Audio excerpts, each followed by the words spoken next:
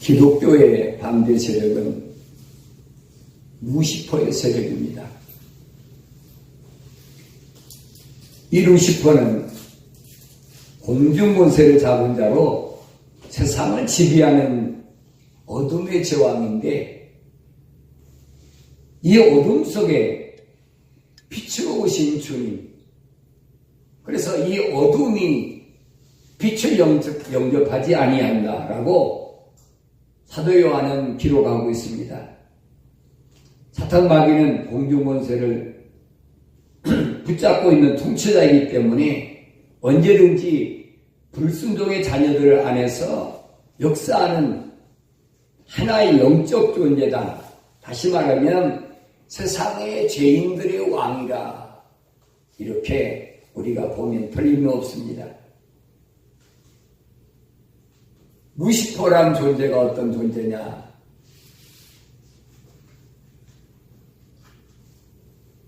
루시퍼는 하나의 피조물인데 창조주 하나님을 언제든지 대항하고 창조주 하나님이 하시는 일에 언제든지 방해하는 그런 일을 하는 것을 역사 속에서 얼마든지 볼 수가 있습니다.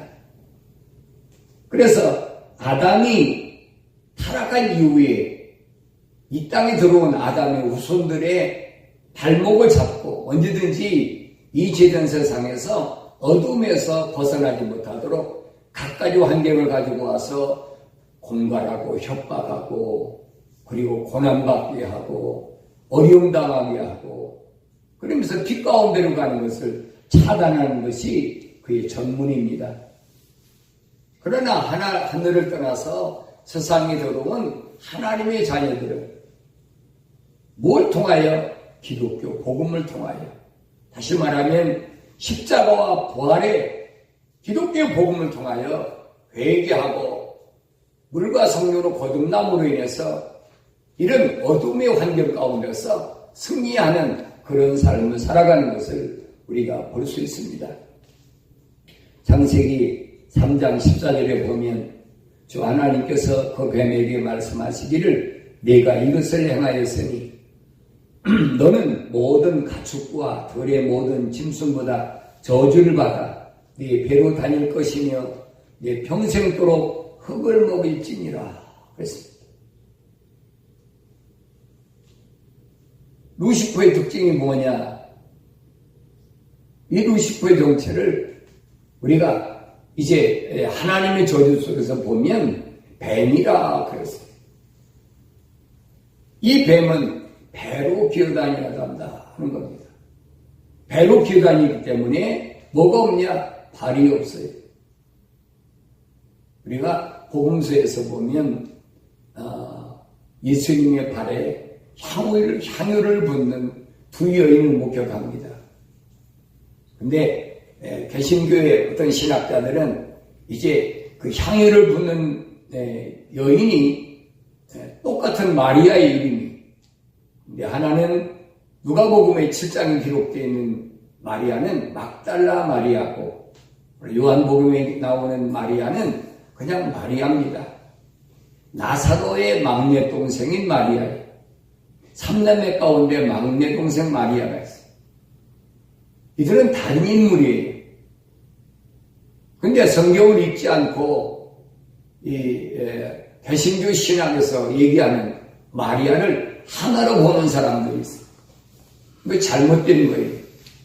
자, 그러면 누가복음 7장에 나오는 막달라 마리아는 누구냐? 그건 7 귀신이 나간 자입니다. 잘 아셔야 7 귀신이 나갔다. 근데 어떤 사람들은 이 7 귀신 나간 마리아를 뭐라고 그런 거 아니? 창녀 마리아다. 그렇게 해요. 그러니까 뭐 몸을 파는 창녀라고 그렇게 잘못하는 사람이 있어요. 창녀 마리아라는 말은 무슨 말인가 하니? 이 귀신 걸린 막달라 마리아는 7 귀신을 섬기던 마리아를, 7 귀신을 섬기는, 다시 말하면 영적 창녀라는 얘기예요. 육적 창녀가 아니에요. 성경은 잘 상고해 보세요. 그래서 이 육적 창녀 막달라 마리아가 귀신이 나가고 나서 예수님께 와서 향유를 붓습니다. 자, 그러면 향유를 어디다 부었느냐 보면은 그 마리아가 예수님의 발등에 부었다 그랬어요. 그럼 왜 발등에 부었냐는 거예요. 발등에 부은 이유가 뭐냐. 이것은 예수님이 십자가 지시고 그 십자가의 향기가 온 세상에 퍼져나갈 수 있다는 하나의 예시된 것인데 이걸 잘못 알고 있어요. 사탄은 발이 없어요. 뱀은 발이 없어요. 하나님의 진리의 말씀을 들고 나가는 하나님의 백성에게만이 신령한 영적 발이 있다는 것을 우리에게 설명해 주고 있습니다. 그래서 바울은 에베소 6장에서 복음을 들고 나가서 세상과 악한 권사와 싸우는 전신갑주를 입은 하나님의 백성들에게 전신갑주를 입을 때 뭘로 무장하라고 그러냐. 화평의 복음의 신발을 신어라 그랬어요. 아무나 화평의 복음의 신발을 신는 거 아니에요. 이 말씀들이 우리에게 주시고자 하는 참 진리가 무엇인가를 오늘 진리의 말씀을 통하여 우리가 올바로 깨달아야 될 줄로 믿습니다. 이 뱀의 정체를 성경의 마지막 요한계시록에 가면 뭐라고 밝혀주는가 하니 요한계시록 17장 7절에 보니까 하늘에 전쟁이 있으니 미카엘과 그의 천사들이 용을 대항하여 싸우고 용과 그의 천사들도 싸우나 그들이 이기지 못하여 하늘에서 더 이상 있을 곳을 찾지 못하더라. 그리하여 그 큰 용이 쫓겨나니 그랬습니다. 그는 그 이름을 밝히는데 마귀라고도 하고 사탄이라고도 하는 옛뱀 곧 온 세상을 미혹하던 자라. 그가 땅으로 쫓겨나고 그의 천사들도 그와 함께 쫓겨나더라 그랬습니다. 이들은 하늘에서 쫓겨난 자들입니다. 그래서 땅의 제왕, 다시 말하면 마귀 사탄, 이들의 지배를 받는 것이 뭐냐면 우리 인간의 마음속에 있는 마태복음 15장 19절에 있는 7 악한 것이 있어요. 악한 생각과 살인과 간음과 음란과 도둑질과 거짓증과 모독이 있다. 이건 막달라 마리아만 있는 게 아니에요. 오늘 주님이 십자가 보혈로 죄사함 받지 못한 모든 사람들의 똑같은 현상이에요. 그래서 성경이 우리에게 뭐라고 그러냐. 하나님의 말씀을 올바로 받아들이려면 어둠의 권세를 물리치고 빛 대신 주의 말씀을 받아들이려면 너는 마음의 할례를 하라 그랬어요. 바울은 고린도 교회 두 번째 보는 편지에서 고린도후서 4장에서 보면 이 세상 신이 마음이 어둡게 해서 하나님 말씀을 듣지 못하게 한다는, 깨닫지 못하게 한다는. 이 주님은 언제든지 뭐라고 말씀하시는 거 아니? 귀 있는 자는 들을지어다. 요한계시록 2장과 3장에 보면 교회들에게 주님이 하신 말씀 보면 귀 있는 자는 성령의 교회들에게 하신 말씀을 들으라는 거예요. 근데 듣지 못하게, 마음에 어둠이 있어서 듣지 못하게 하는 이것을 깨끗하고 정결하게 씻어야 된다는 거예요.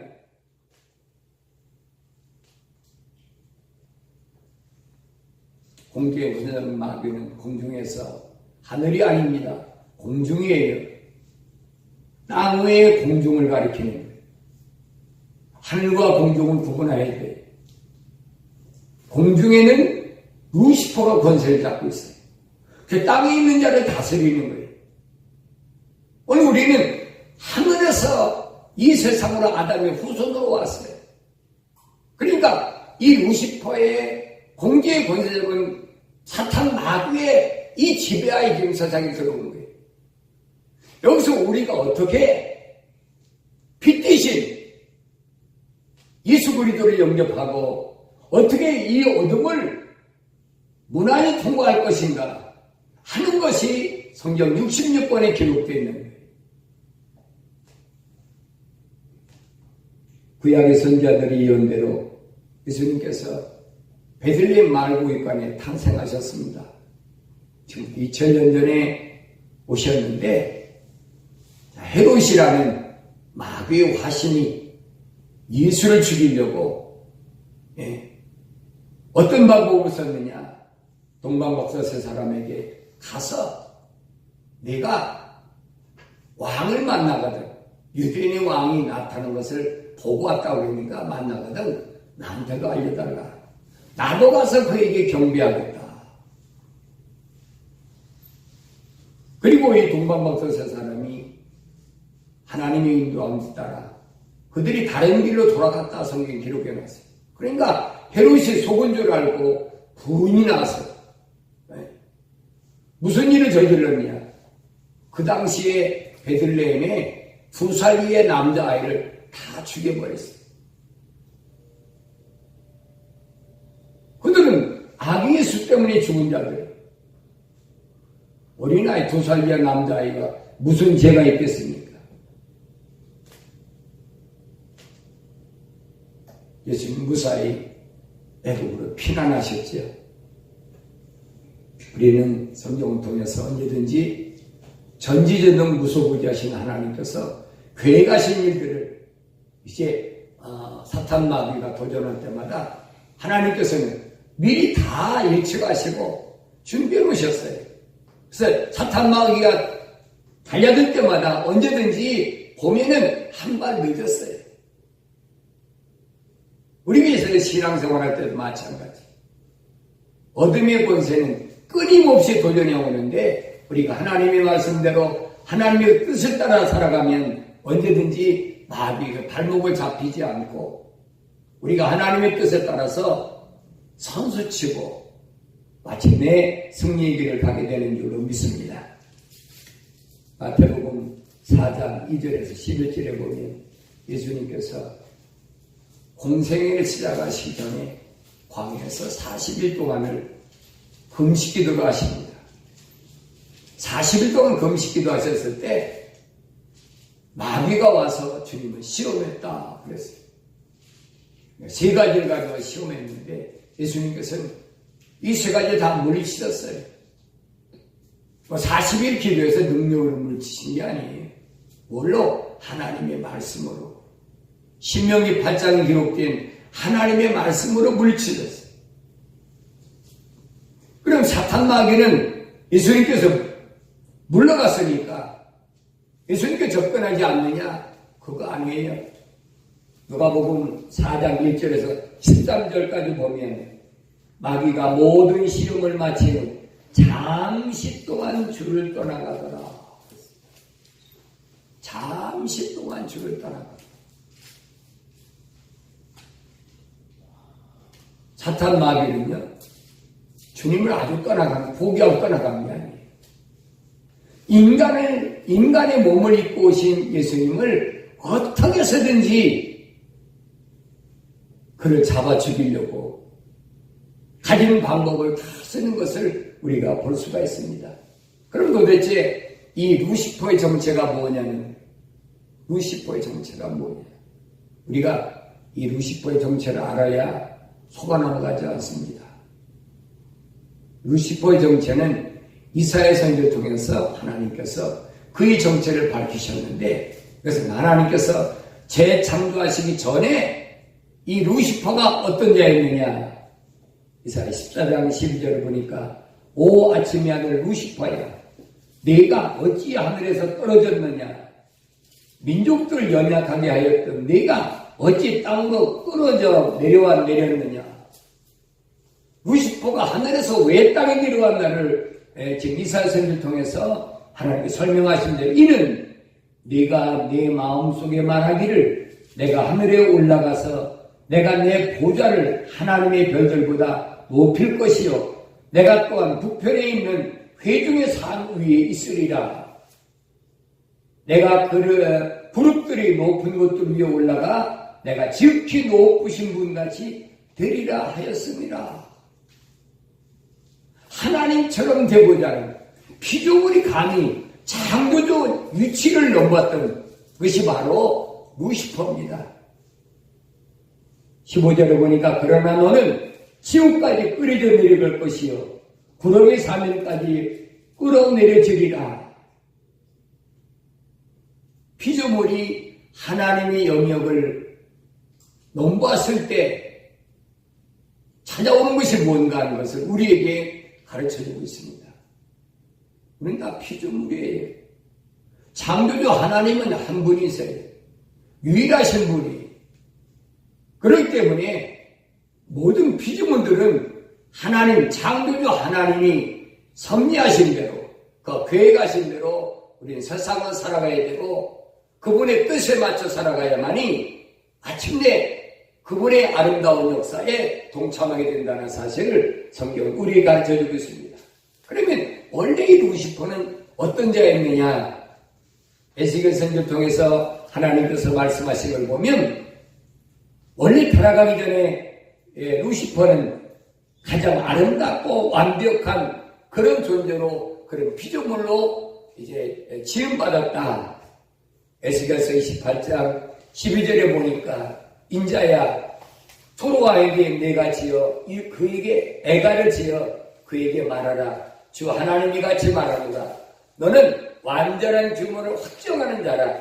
지혜가 충만하고 아름다움이 완벽하도다. 지혜가 충만하고 아름다움도 완벽한 자예요. 그렇게 지음받았었어요. 그러면서 13절에 보니까 내가 하나님의 동산 에덴에 있어 모든 귀한 거는 홍보석과 황옥과 금강석과 녹보석과 얼무마너와 벽옥과 삽과여와 에메랄드와 홍옥과 금으로 덮여 있었고 네 북들과 관악기들이 만들어진 내가 창조되던 날에 네 안에 예비되었도다. 가장 아름답게 지롭게 창조돼서 하나님께 뭘로 찬송으로 음악으로 영광을 돌리는 그런 천사장이었었어요. 그래서 하나님께서는 이 루시퍼에게 14절에 보니까 너는 그랬어요. 기름 부음을 받은 덮는 그룹이야. 내가 너를 그렇게 세웠더니 하나님께 세워놓으셨어요. 피조물 천사들 가운데 가장 아름답고 완벽하고 지혜롭게 만들었어요. 그렇게 세웠더니 네가 하나님의 거룩한 수련이 있었고 네가 불의 도들 가운데를 위아래로 걸었도다. 네가 창조된 날로부터 죄악이 내게서 발견되기까지 너는 내 길에 완벽하였도다. 지혜를 지어서 하나님께 도전하기 전까지는 이 루시퍼는 아무도 따라갈 수 없었어요. 그렇게 지혜로운 천사였습니다. 그런데 이가 하나님처럼 되려고 교만하다 보니까 피조물이 하나님처럼 되다 보니까 무슨 결과가 왔느냐? 그가 16절에 네 상품이 풍부함으로 그들이 폭력으로 네 가운데를 채워서 네가 죄를 지었느니라. 그러므로 내가 너를 더럽게 여겨 하나님의 산에서 쫓아내리라. 오 덮는 구름아, 내가 불의 돌들 가운데로부터 너를 멸하리라. 하나님께 쫓겨난 존재가 되어버렸어요. 오늘 우리 신앙생활을 하면서 내가 어떻게 해야만이 주님을 기쁘시게 하는지를 잘 알아야 됩니다. 사람을 기쁘게 하는 것이 아니에요. 우주만으로 창조하신 창조주 하나님을 기쁘시게 하는 그런 삶을 살아야 되는 것을 성경은 우리에게 가르쳐주고 있습니다. 하나님 동산에 쫓겨난 원인이 무엇인가? 17절에서 주님은 밝혀주시는데 내 마음이 너희 아름다움으로 인하여 높아졌고 너는 내 지혜를 내 찬란함으로 인하여 변질시켰도다. 내가 너를 땅에다 던질 것이며 내가 너를 왕들 앞에 두어 그들로 너를 보게 하리라. 이게 사탄마귀의 정치. 아름답게 지음받았으면 뭐 할 겁니까? 유지가 안 되는 거예요. 창조주 하나님을 피조물로서 마땅히 그를 섬겨야 되는데 그를 섬기지 못하고 있다는 거예요. 그것이 뭐냐면 막달라 마리아 속에 있던 7 귀신하고 똑같은 거예요. 그 우리 가운데 있어요. 뭐 때문에 오느냐? 안목의 정욕 때문에, 육신의 정욕 때문에 오는 거예요. 생의 자랑으로 오는 거예요. 그게 사대하는 겁니다. 세상도 세상에 있는 것 사랑하지 말라는 거예요. 그것들이 내 마음에서 항상 하나님을 대적하게 하고 하나님 계시 세우신 계획을 자꾸 어긋나게 한다는 거예요. 이 사탄 마귀는 계속해서 하나님께 도전하고 있는데 그것이 구약 성경에서 우리에게 가르쳐주고 있습니다. 아담이 이 루시퍼의 미혹에 빠져서 세상으로 떨어져 버렸어요. 하나님 동산에서 에덴에서 루시퍼 똑같이 땅으로 떨어져 버렸어요. 바로 우리가 그 후손입니다.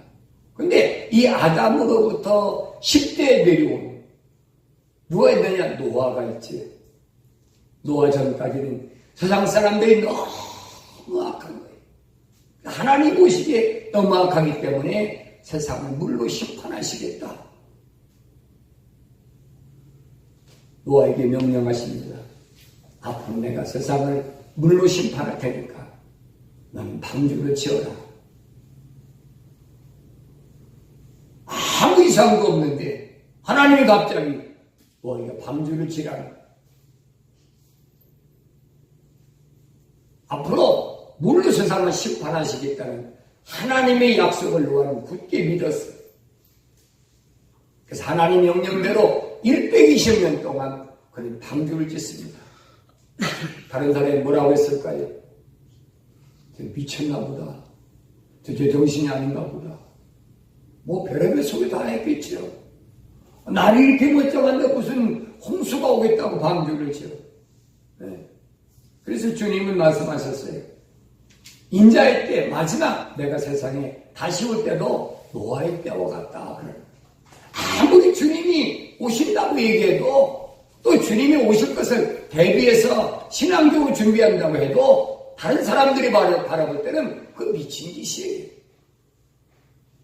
이렇게 경제적으로 풍성하고 이렇게 문화가 발달하고 과학이 또 발달하고 이게 인간이 살기 좋은데 옛날 같으면 그렇잖아요. 우리 옛날 같으면 한 60이면 오래 사셨다고 할 정도인데 이제는 100세 세대 100세 시대 그러다 요즘에도 120 시대 120세까지 산다고 혼장담하고 있어요.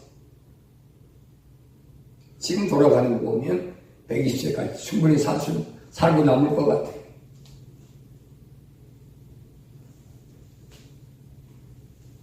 그런데 이 노아에게 무엇이 찾아왔느냐? 루시퍼의 세력이 찾아왔어요. 하나님께서 노아에게 복을 주셨는데 노아에게 루시퍼의 세력이 찾아왔어요. 세상을 다 물론 멸망하고 노아의 세 아들, 세 며느리, 노아와 노아의 아내 8식구가 세상에 나와서 성경에 보니까 노아가 뭐였냐? 포도농사를 졌다. 포도농사를 졌다. 그래서 노아가 농사를 짓고 포도주를 많이 먹어서 취해가지고 그래가지고 홀딱 벗고 있는데 야벳과 함과 셋이 있는데 함이 가운데 아들이 아버지의 벗은 하체를 보고 밖에 나가서 자기 형제들에게 아버지의 벗은 허물을 드러냈다는 거예요. 그래서 노아가 아버지를 그 아들을 함을 저주했다. 일반적으로 그렇게 다 설명하고 있어요. 그 성경을 안 읽은 사람들은 다 속아는 거예요. 그 성경에는 한 군데도 함이 노아로부터 아버지 노아로부터 저주받았다는 것은 한 군데도 없어요. 오히려 뭐라고 그랬느냐? 노아가 깨어나가지고 술에서 깨어나가지고 함의 4번째 아들이 함이 4아들이 있는데 4번째 아들 가나안을 저주했다. 여러분 생각해 보세요. 노아의 하체를 본 장본인 함인데 왜 함을 저주 않고 함의 그것도 막내 아들이 가나안을 저주했을까요? 성경을 잘 읽어보세요. 다시 읽어보세요.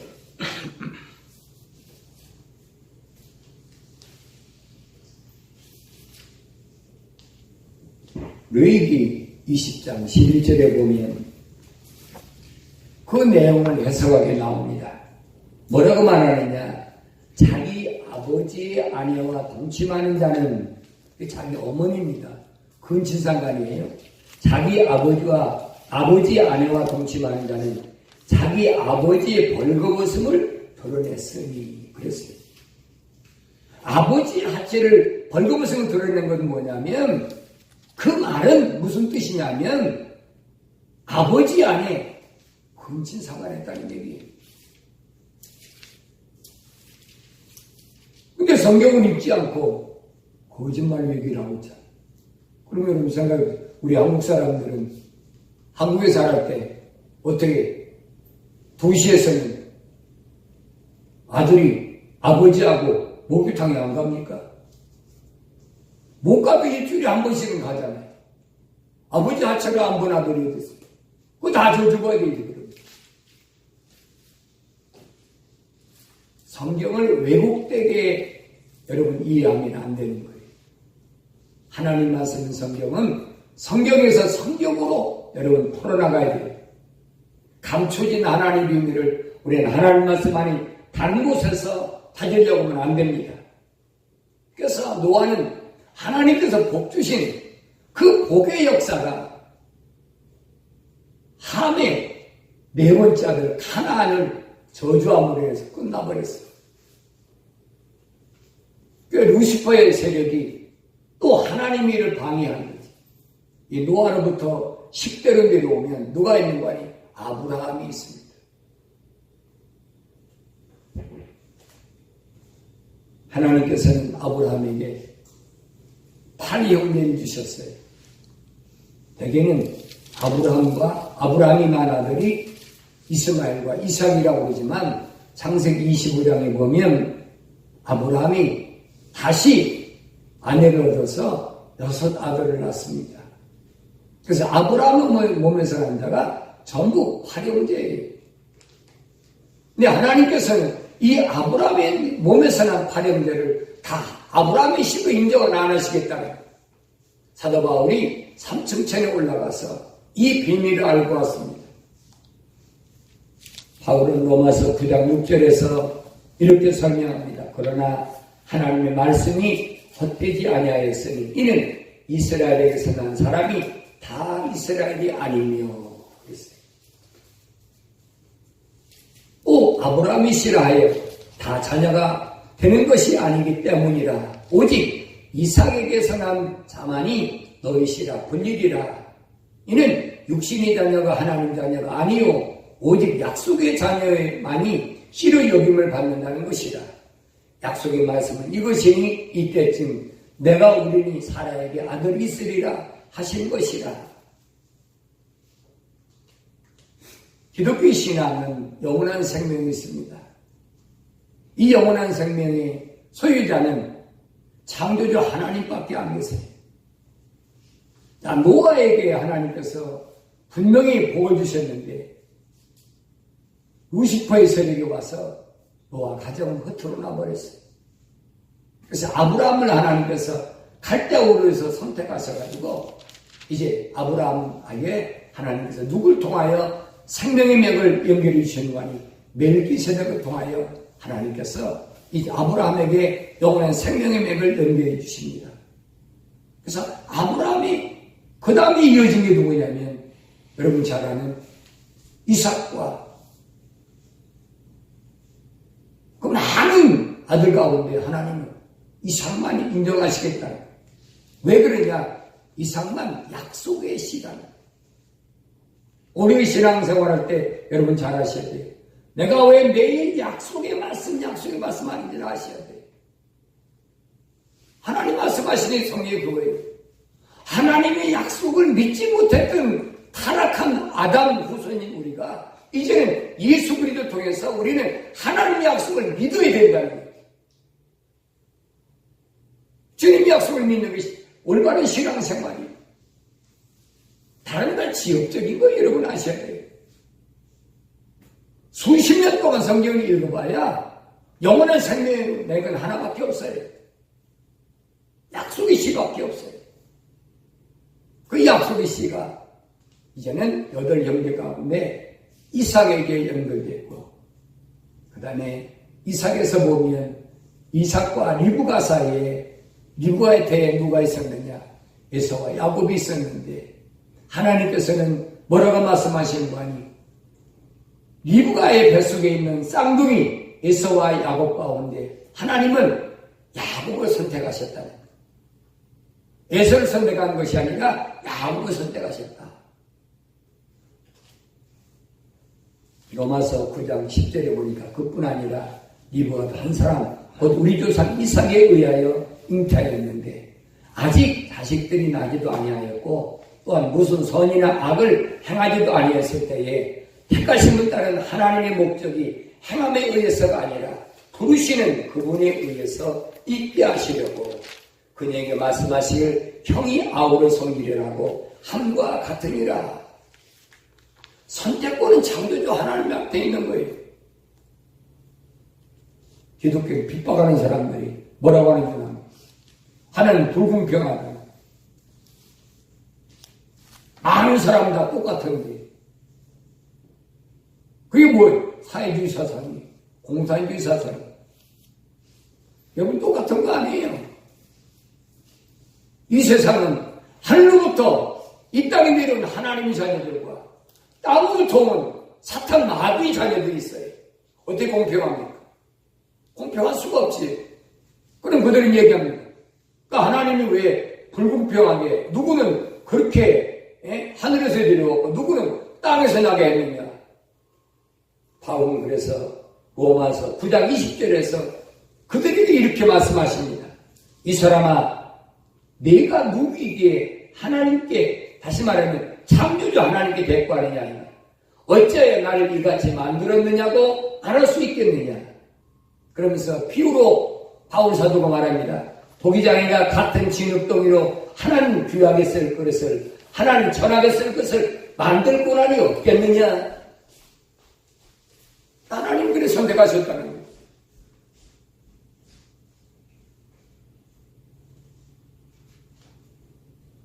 그래서 야곱의 선택을 받아서 이제 영원한 생명의 맥은 이삭에서 야곱에게로 이어집니다.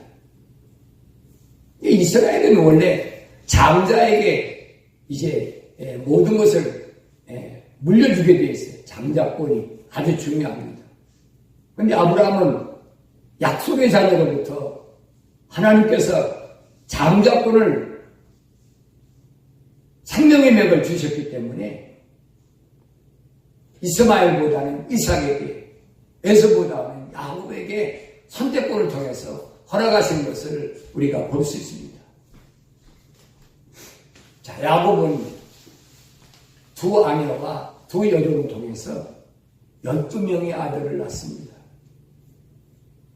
12명의 아들을 낳는데 우리가 루벤이라는 장자에게 마땅히 장자권이 가있어야 되는데 성경에는 그렇게 안 되어 있어요. 이 사탄 마귀가 계속 침투하니까 하나님께서 야곱에 대해서부터 영과 육의 맥을 갈라놓고 그랬어요. 성경을 잘 읽어보세요. 그래서 육적인 맥은 유다에게 하나님 허락하시고 영적인 맥은 11번째 아들인 요셉에게 하나님 허락하셨어요. 그래 육적인 맥은 왜 루벤에서 유다에게 갔느냐?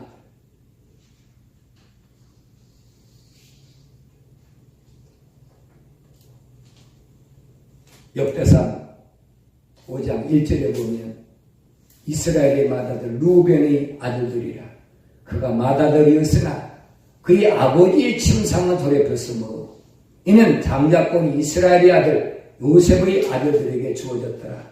그러므로 그 계보가 장자권을 따라 계수될 것이 아니니 이는 유다가 그 형제들보다 뛰어났으며 그에게 최고 지리자가 나왔으니 장자권은 요셉에게 있었습니다.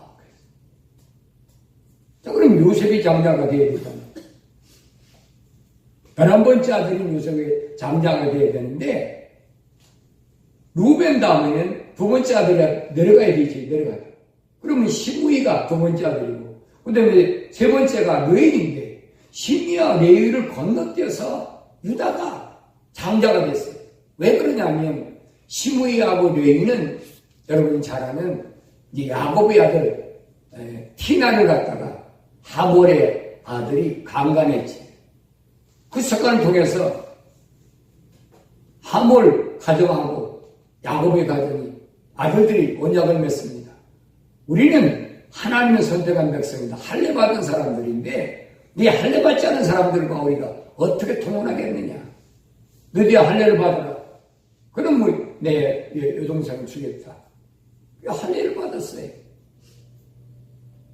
이방인이 하몰이 할례를 받았는데 할례 받고 나면 싸울 남자들이 어떡합니까? 아파서 꼼짝도 못하지. 그때 이 시므이하고 레위가 가서 다 죽여버렸어요. 야곱이 그 사실을 알고 노발대발합니다. 어떻게 하나님이 거룩한 백성을 구별하는 이 성의 할례를 빙자해가지고 이런 살인을 저지르느냐. 그래서 시므이하고 레위가 탈락돼 버렸어요.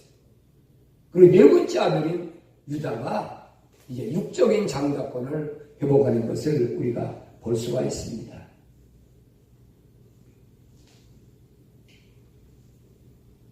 뭐 이런 매력들을 다 설명하자면 시간이 더 부족하지요. 제가 오늘 설명하고자 하는, 말씀드리고자 하는 내용은 뭐냐 하는 거예요. 핵심은 하나님, 창조주 하나님께 끊임없이 도전하는 사탄 마귀 그 사역이 어떻게 시작되고 지금 어떻게 계속되고 있고 마침내는 어떻게 끝날 것이냐. 하나님이 아들의 신분으로 육신을 입고 이 땅에 오셨습니다. 루시퍼에서의 마귀가 다시 예수님께 대들어가지고 서두에 말씀드린 대로 시험을 하다가 실패하니까 잠시 떠났어요. 오늘 본문 내용을 보면 어떤 내용이 있느냐. 12장 5절에 보면 어찌하여 이 향유를 300데나리온에 팔아 가난한 사람들에게 주지 아니하였느냐고 하니 그가 이렇게 말한 것은 가난한 사람들을 염려해서가 아니라 그가 도둑인 까닭에 돈주머니를 맡아서 그 안에 넣은 것을 가져감이더라. 그래서 예수께서 말씀하시기를 그녀를 가만두어라. 그녀는 나의 장례 날을 위하여 이것을 간직해 두는 것이다. 예수님의 장례 날을 위하여 300데나리온이 되는 이 성경에 보니까 그랬어요. 한 리트라를 우리 쉽게 환산해 보면 약 450g 정도 됩니다. 향유가 450g 되니까 그 값이 약 우리 지금 달러로 계산하면 한 3만 불에서 4만 불 돼요. 그 예수님 발에 부었다는 거예요. 예수님의 수제자 베드로가 어떡합니까? 다른 사람이 다 주를 버릴지라도 나는 절대 주를 버리지 못합니다. 주님 죽으시면 절대 안 됩니다. 내가 주님을 죽게 놔두질 않겠습니다. 그리고 항상 칼을 차고 다녔어요. 주님의 장례를 준비한 것은 이 마리아밖에 없어요. 성경이 아무리 복음서를 뒤져봐도 주님의 장례를 위해 준비한 것은 마리아밖에 없어요. 주님이 수제자 아니라 주님을 위해 따랐던 제자들도 아무도 장례를 준비한 적이 없어요. 예수님이 앞으로 일어날 일을 위하여 준비된 자. 주님 우리 약속하신 말씀이 뭔가 아시죠? 요한복음 14장에 보니까 걱정하지 말아라. 너희의 마음에 근심하지 말고 하나님의 믿음이 또 나를 믿어라. 내가 가서 너희 있을 곳을 다 예비하면 내가 너를 데려올 테니까 걱정만 기다리라는 거예요. 어두운 세상이지만은 내가 세상에서 빛으로 살기 힘들겠지만 내가 가서 내 아버지께 구하여 반드시 보혜사 성령을 보낼 테니까 그분이 오시면 세상 끝날까지 너희를 항상 보호하시겠다. 책임하시겠다는 주님의 약속을 우리가 믿는가 하면 우리는 무엇을 준비해야 될까 생각해 봐야 됩니다. 마리아는 예수님 왔을 때 마르다는 손님을 대접하느라 부지런히 부엌에서 물건만 음식 만들고 분주했습니다. 그런데 마리아는 성경에 기록되기를 예수님 말씀하시는 그 말씀 앞에 아주 경청했던 사람, 어린 소녀가 그 결과가 뭐냐? 주님이 장례날을 준비할 수 있는 믿음의 문이 열렸어요. 영안이 열렸어요.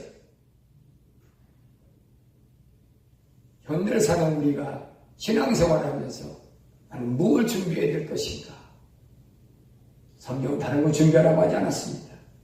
신랑 되신 예수가 오실 때 성도가 준비할 것은 흰옷이를 예복 하나밖에 없어요. 요한계시록에는 이 흰옷 예복을 뭐라고 하냐? 성도의 옳은 행실이라 그랬어요. 성도가 마땅히 가야 돼. 마땅히 가져야 될 마음. 당연히 가야 할 길. 내 십자가를 지고 주님을 따라가는 길. 성도가 마땅히 해야 될 일. 이 예복을 준비하면 주님의 약속은 아침에 우리를 통해서 이루어지게 되는 줄로 믿습니다. 흰 세마포를 준비하기 위해서 사탄 마귀는 우리가 노래가는 것을 자꾸 차단해요. 기도도 못하게 하고 말씀도 못 읽게 하고 뭘 통해서? 환경을 통해서. 사람마다 다 달라요. 사람마다 죄 환경이 다르니까 여러분 속지 마세요.